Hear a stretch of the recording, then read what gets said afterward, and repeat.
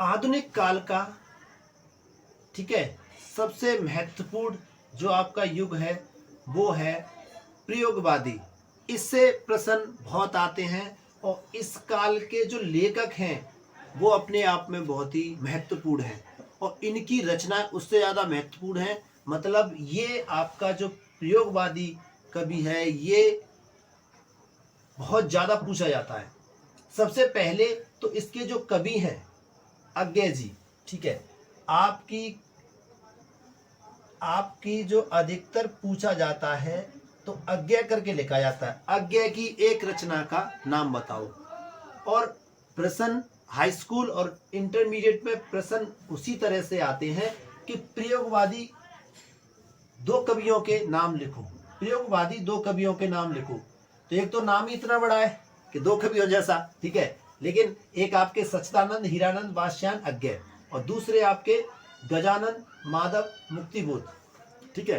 तो दो आपके लेखक हैं। तो पहला प्रश्न आपके लिए यही बनता है कि प्रयोगवादी दो कवियों के नाम बताओ या इनकी दो रचनाएं के नाम बताओ। तो जब रचना की बात चले तो हरी घास पर छड़बर और आंगन के पार द्वार, ठीक है।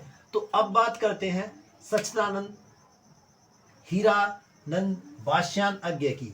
तो अज्ञे का, जैसे कि अज्ञे आपका क्या है, आ क्या है, कॉमन।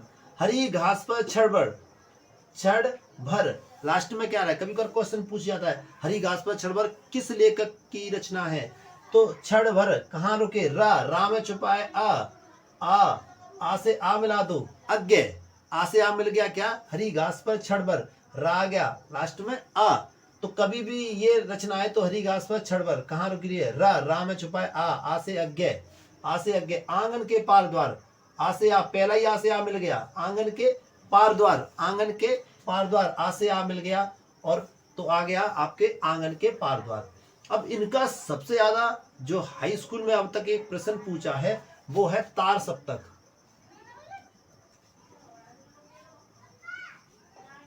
तार सप्तक, और तार सप्तक 1943 इसकी प्रकाशन काल है, 1943। तो क्वेश्चन ये पूछा जाता है कि तार सप्तक किस सन में प्रकाशित हुआ।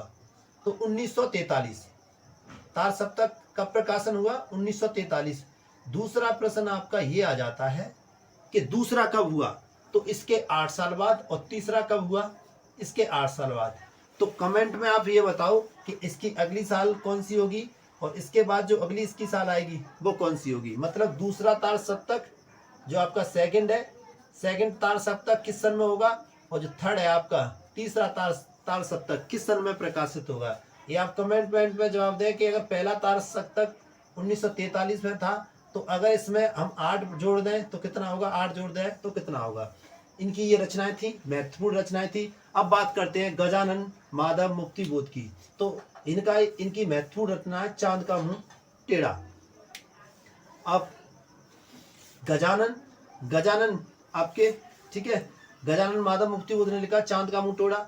अब आते हैं सर्वेर दयाल सक्सेना। तो सक्सेना जी ने लिखी एक सूनी नाव। अब सक्सेना जी क्या लिख रहे हैं, एक सूनी नाव। तो नाव किसकी बनी होती है, बांस के पुल भाई, जहां नाव है वहां पुल होंगे। तो आपकी ये दोनों रचनाएं क्या है, एक सूनी नाव और बांस के पुल। तो एक सूनी नाव होगी तो वहां पर भाई पुल भी तो होंगे। तो आपकी सक्सेना जी की आपकी होगी। अब अंतिम जो लेखक हैं वो बहुत ही महत्वपूर्ण है। तो कभी तो इनकी ये वाली रचना पूछी जाती है सबसे ज्यादा, कनुप्रिया। और कनुप्रिया से ऐसी एक आपकी है रसिक प्रिया। तो रसिक प्रिया तो लिखी थी केशव देव ने और कनुप्रिया लिखी है आपकी धर्मवीर भारती ने। तो ये वाली रचनाएं बहुत ज्यादा पूछी जाती है कि कनुप्रिया किसने लिखी। तो कनुप्रिया आपकी धर्मवीर भारती ने लिखी थी और रसिक प्रिया लिखी थी आपकी केशव ने, ठीक है। तो कवि प्रिया, रसिक प्रिया और रामचंद्र का इनका महत्वपूर्ण है, ठीक है। तो रामचंद्र का कई बार पूछा, रामचंद्र का किसकी रचना है, तो रामचंद्र का आपकी केशव दास की है, ठीक है। अब आते हैं आपका धर्मवीर भारती। अब धर्म की बात चलते हैं, ठीक है, धर्म की बात करते हैं। तो अब धर्मवीर क्या कह रहे हैं, ठंडा लोहा। अब ठंडा लोहा तो होने से रहा, ठीक है। तो धर्मवीर वहां कह रहे हैं ठंडा लोहा, धर्मवीर की ने क्या कहा, ठंडा लोहा। अब जब ठंडा लोहा हो गया तो ये बात क्यों होगी भाई, अंधा युग हो गया ना, लोहा तो ठंडा होने से रहा, तो ठंडा लोहा ये कह रहे हैं। धर्मवीर भारती क्या कह रहे हैं, ठंडा लोहा। तो लोहा कैसा होता है, गर्म। कभी सुना होगा लोहा तो गर्म है, ठीक है, थोड़ा मार देना चाहिए। तो ये क्या है, ठंडा लोहा है, लेकिन लोहा कैसा होता है, गर्म।